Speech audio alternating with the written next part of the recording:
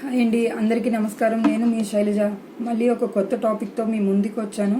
ముందుగా టాపిక్లోకి వెళ్లే ముందు అందరికీ మదర్స్ డే శుభాకాంక్షలు తెలియజేసుకుంటున్నాను. ఈ సృష్టిలో ఉండే ప్రతి మదర్కి అభినందనలు తెలియజేసుకుంటూ ఈరోజు టాపిక్ విషయానికి వస్తే, రీసెంట్గా జరిగిన వైజాగ్ గ్యాస్ డిజాస్టర్ కేసులో విశాఖపట్నం ఏదైతే ఈ ఆర్ఆర్ వెంకటాపురంలో జరిగిన ఎల్జీ పాలిమర్స్ కంపెనీలో జరిగిన ఈ గ్యాస్ డిజాస్టర్ వల్ల ఎవరైతే సామాన్య ప్రజలు నష్టపోయారో, కొంతమంది చనిపోయారు. అయితే ఈ దానికి గాను ఇమీడియట్గా ఈ నేషనల్ గ్రీన్ ట్రిబ్యునల్ ఏదైతే ఉందో, ఆ నేషనల్ గ్రీన్ ట్రిబ్యునల్ ఇమీడియట్గా సుమోటో కేసుగా తీసుకొని ఇమీడియట్గా ఆర్డర్స్ ఇవ్వడం జరిగింది.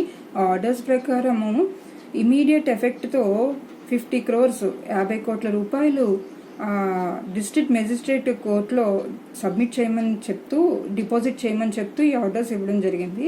అయితే ఈ నేషనల్ గ్రీన్ ట్రిబ్యునల్ ఈ ఆర్డర్స్లో భాగంగా డాక్ట్రిన్ ఆఫ్ స్ట్రిక్ట్ లయబిలిటీ అన్న ప్రిన్సిపల్ని అప్లై చేయడం జరిగింది. అయితే అసలు ఈ డాక్ట్రిన్ ఆఫ్ స్ట్రిక్ట్ లయబిలిటీ అంటే ఏంటో మనం తెలుసుకుందాం. మొదటిగా ఈ డాక్ట్రిన్ ఆఫ్ స్ట్రిక్ట్ లయబిలిటీని 1858లో ఇవాల్యుయేట్ చేయడం జరిగింది. అది కూడా రేలాన్ వర్సెస్ ఫ్లెచర్ అనే కేసులో ఈ డాక్ట్రిన్ అప్లై చేయడం జరిగింది. రాను రాను ఈ డాక్ట్రిన్ మాడిఫై అవుతూ అబ్సల్యూట్ లయబిలిటీ నుంచి అబ్సల్యూట్ లయబిలిటీగా మారడం జరిగింది. యాజ్ పర్ దిస్ ప్రిన్సిపల్, ఈ ప్రిన్సిపల్ ప్రకారం ఏంటంటే, ఏదైతే ఒక person indulges non natural use of land, ఏదైతే నాన్ నేచురల్ యూజ్కి తన ల్యాండ్ని యూజ్ చేస్తూ హజార్డస్ యాక్టివిటీస్ ఆ ల్యాండ్లో జరుగుతున్న పక్షంలో అతను స్ట్రిక్ట్గా లయబుల్ అవుతాడు. ఇన్ కేస్ ఆఫ్ ఏవైతే ఆ సబ్స్టెన్సెస్ ఉంటాయో అవి ఎస్కేప్ అవుతాయి, అందులో ఉన్న పదార్థాలు ఆ ల్యాండ్ నుంచి ఎస్కేప్ అయ్యి డ్యామేజెస్ జరుగుతాయో దానికి ఆ వ్యక్తి స్ట్రిక్ట్గా లయబుల్ అవుతాడని చెప్తూ ఈ డాక్ట్రిన్ ఆఫ్ స్ట్రిక్ట్ లయబిలిటీని చెప్పడం జరిగింది. అయితే ఈ డాక్ట్రిన్ ఆఫ్ స్ట్రిక్ట్ లయబిలిటీకి కొన్ని ఎక్సెప్షన్స్ కూడా ఉన్నాయండి. ఆ ఎక్సెప్షన్స్లో భాగంగా మొదటిగా తీసుకుంటే ప్లేంటిఫ్ ఓన్ ఫాల్ట్ వల్ల ఆ డ్యామేజెస్ జరిగితే దానికి ఆ పర్సన్ లయబుల్ కాదు. అలాగే ఆయన act of God, in case of natural దీనివల్ల యాక్ట్ ఆఫ్ గాడ్ వల్ల ఏదైనా ఈ డ్యామేజెస్ జరిగితే దానికి కూడా ఈ డాక్ట్రిన్ ఆఫ్ స్ట్రిక్ట్ లయబిలిటీ అనేది వర్తించదు. అలాగే in case of act of third party activity వల్ల జరిగినా కూడా ఈ డాక్ట్రిన్ ఆఫ్ స్ట్రిక్ట్ లయబిలిటీ అనేది అప్లై అవ్వదు. అలాగే థర్డ్ పార్టీ కన్సెంట్తో జరిగితే ఈ డాక్ట్రిన్ అప్లై అవ్వదని చెప్పి ఈ ఎక్సెప్షన్స్ డాక్ట్రిన్ ఆఫ్ స్ట్రిక్ట్ లయబిలిటీకి ఉన్నాయి. తర్వాత ఈ doctrine of strict liability modify చేయబడుతూ మన ఇండియాలో సుప్రీంకోర్టు దీన్ని MC Mehta versus union of India 1987లో దీన్ని మోడిఫై చేస్తూ కొత్త కాన్సెప్ట్ని ఇవాల్యుయేట్ చేయడం జరిగింది. దాన్నే డాక్ట్రిన్ ఆఫ్ అబ్సల్యూట్ లయబిలిటీగా మార్చడం జరిగింది. అయితే ఎందుకంటే ఈ డాక్ట్రిన్ ఆఫ్ అబ్సల్యూట్ లయబిలిటీలో అబ్జర్వెన్స్ ఆఫ్ డ్యూ డెలిజెన్స్ అన్న న్యూ కాన్సెప్ట్ని ఇవాల్యుయేట్ చేయడం జరిగింది. అంటే కేర్ అండ్ కాషన్ తీసుకున్నారా లేదా నెగ్లిజెంట్ వల్ల జరిగిందా అన్నది ఎరేజ్ అవ్వకుండా, వెదర్ ద డ్యామేజెస్ కాజ్డ్, ఏదైతే డ్యామేజెస్ కాజ్ అవుతాయో ఆ ఎంటర్ప్రైజెస్ వల్ల, హజార్డస్ సబ్స్టెన్సెస్ వల్ల ఏవైతే డ్యామేజెస్ కాజ్ అవుతాయో వాళ్ళు కేర్ అండ్ కాషన్ తీసుకున్నారా లేదా నెగ్లిజెన్స్ వల్ల జరిగిందా, there is no question arise on that situation. ఏదైతే ఈ ఇన్సిడెంట్ జరిగిందో దానికి అబ్సల్యూట్గా ఈ ప్రాఫిట్ ఎంటర్ప్రైజెస్ ఏవైతే ఉంటాయో వాళ్ళు స్ట్రిక్ట్గా లయబుల్ చేస్తూ ఈ డాక్ట్రిన్ ఇవాల్యుయేట్ చేయడం జరిగింది. తర్వాత ఈ డాక్ట్రిన్లో సుప్రీంకోర్టు మేజర్గా constitutionality of Bhopal gas disaster processing of claim యాక్ట్ని 1985 ఈ యాక్ట్ని ఎగ్జామిన్ చేస్తూ ఈ ప్రిన్సిపల్ని ఇవాల్యుయేట్ చేయడం జరిగింది. తర్వాత ఈ ప్రిన్సిపల్ని చాలా కేసెస్లో సుప్రీంకోర్టు వాడడం జరిగింది.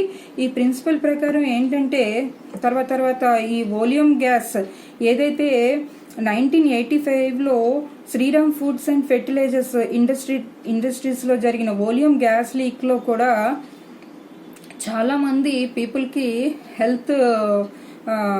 హెల్త్ ఆస్పెక్ట్స్లో ఎఫెక్ట్ అయ్యారు.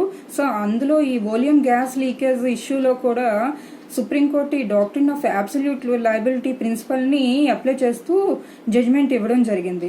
సో ఈ డాక్ట్రిన్ ఆఫ్ అబ్సల్యూట్ లయబిలిటీలో observance of due diligence, in case pre care and caution తీసుకున్న జరిగిన డ్యామేజెస్కి లైబిలిటీ నుంచి ఎస్కేప్ అవ్వడానికి లేకుండా కేర్ అండ్ కాషన్ తీసుకున్నా లేదా నెగ్లిజెన్స్ అన్న ఇష్యూ ఎరేస్ అవ్వకుండా ఏదైతే ఇన్సిడెంట్ జరిగిందో దానికి అబ్సల్యూట్గా ఆ ఎంటర్ప్రైజెస్ని లైబుల్ చేస్తూ డ్యామేజెస్ ఇవ్వాలని చెప్తూ ఈ కొత్త ప్రిన్సిపల్ని అప్లై చేయడం జరిగింది.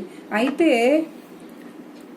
ఈ అబ్సల్యూట్ లైబిలిటీలో సుప్రీంకోర్టు ఏం చెప్పిందంటే ఈ ప్రాఫిట్ ఓరియంటెడ్ ఎంటర్ప్రైజెస్ ఏవైతే ఈ హజార్డస్ యాక్టివిటీస్ క్యారీ చేస్తాయో అవి ఈ లైబిలిటీ నుంచి ఎస్కేప్ అవ్వే విధంగా ఎటువంటి ఎక్సెప్షన్స్ లేకుండా ఏవైతే ఈ స్ట్రిక్ట్ లైబిలిటీ మొదటగా చెప్పుకున్న స్ట్రిక్ట్ లైబిలిటీలో ఏవైతే ఎక్సెప్షన్స్ ఉన్నాయో ఆ ఎక్సెప్షన్స్ని ఏవి అలౌ చేయకుండా అబ్సల్యూట్గా లైబిలిటీ చేస్తూ ఆ కంపెనీని ఈ ప్రిన్సిపల్ని అప్లై చేయడం జరిగింది.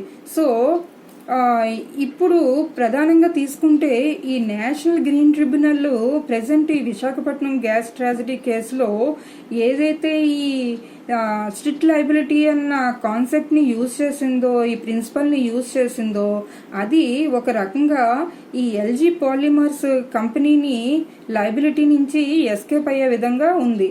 సో వాళ్ళు ఏ విధంగా ఎస్కేప్ అవ్వచ్చు అంటే ఈ ఎక్సెప్షన్స్ పెట్టుకొని అప్లై అవ్వే ఛాన్సెస్ ఉన్నాయి. మేము కేర్ అండ్ కాషన్ తీసుకున్నా కూడా జరిగింది అని చెప్పుకొని ఎక్సెప్షన్ తీసుకొని డ్యామేజెస్ నుంచి తప్పించుకోవడానికి అవకాశాన్ని కల్పించే విధంగా ఈ నేషనల్ గ్రీన్ ట్రిబ్యునల్ ఇచ్చిన ఆర్డర్ ఉంది.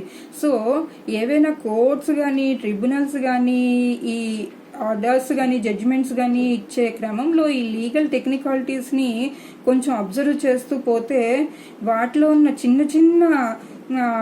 దీనివల్ల చిన్న అవకాశాల వల్ల ఈ ఏవైతే ప్రాఫిట్ ఎంటర్ప్రైజెస్ కానీ కంపెనీస్ కానీ ఉన్నాయో అవన్నీ ఈ డ్యామేజెస్ నుంచి ఎస్కేప్ అవ్వడానికి ఛాన్సెస్ ఉన్నాయి. సో ఈ విషయంలో ఎల్జీ పాలిమర్స్కి ఏదైతే ఈ నేషనల్ గ్రీన్ ట్రిబ్యునల్ ఇచ్చిందో అది కొంచెం ఆలోచించవలసిన విషయంగానే మనం చెప్పుకోవాలి. ఎందుకంటే ఈ డాక్ట్రిన్ ఆఫ్ స్ట్రిక్ట్ లైబిలిటీ ఏవైతే ఎక్సెప్షన్స్ ఇస్తుందో తర్వాత సుప్రీంకోర్టు ఇచ్చిన డాక్ట్రిన్ ఆఫ్ అబ్సల్యూట్ లైబిలిటీ దానికి పూర్తి విరుద్ధంగా ఉంటుంది. అలాగే ఈ డాక్ట్రిన్ ఆఫ్ స్ట్రిక్ట్ లైబిలిటీకి డాక్ట్రిన్ ఆఫ్ అబ్సల్యూట్ లైబిలిటీకి డ్యామేజెస్ విషయంలో కూడా చాలా వేరియేషన్ ఉంటుంది. ఈ ఏదైతే మొదటిగా చెప్పుకున్న డాక్ట్రిన్ ఆఫ్ స్ట్రిక్ట్ లైబిలిటీలో డ్యామేజెస్ నేచర్ ఆఫ్ డ్యామేజ్, ఆ డ్యామేజ్ జరిగిన నేచర్ని బట్టి కాంపెన్సేషన్ అనేది ఫిక్స్ చేయడం జరుగుతుంది. వేరేజ్ అబ్సల్యూట్ లైబిలిటీని తీసుకుంటే ఆ డ్యామేజెస్ వచ్చి ఎంటర్ప్రైజెస్ యొక్క ఫైనాన్షియల్ స్టేటస్ బట్టి ఎగ్జంప్లరీ డ్యామేజెస్ ఉంటాయి. ఇన్ కేస్ ఆఫ్ అబ్సల్యూట్ లైబిలిటీలో there is no limit. Absolute లైబిలిటీలో ఏంటంటే డ్యామేజెస్కి లిమిట్ లేకుండా కంపెనీ యొక్క ఫైనాన్షియల్ స్టేటస్ బట్టి ఎంతవరకైనా సరే డ్యామేజెస్ విధించే స్వేచ్ఛ ఉంటుంది. సో ఈ నేషనల్ గ్రీన్ ట్రిబ్యునల్ ఏదైతే ఇప్పుడు ఈ ఆర్డర్ ఇచ్చిందో దాంట్లో కొంత లూప్ హోల్స్ని తీసుకొని ఎల్జీ పాలిమర్స్ ఈ డ్యామేజెస్ నుంచి ఎస్కేప్ అవే విధంగా ఉన్నాయి.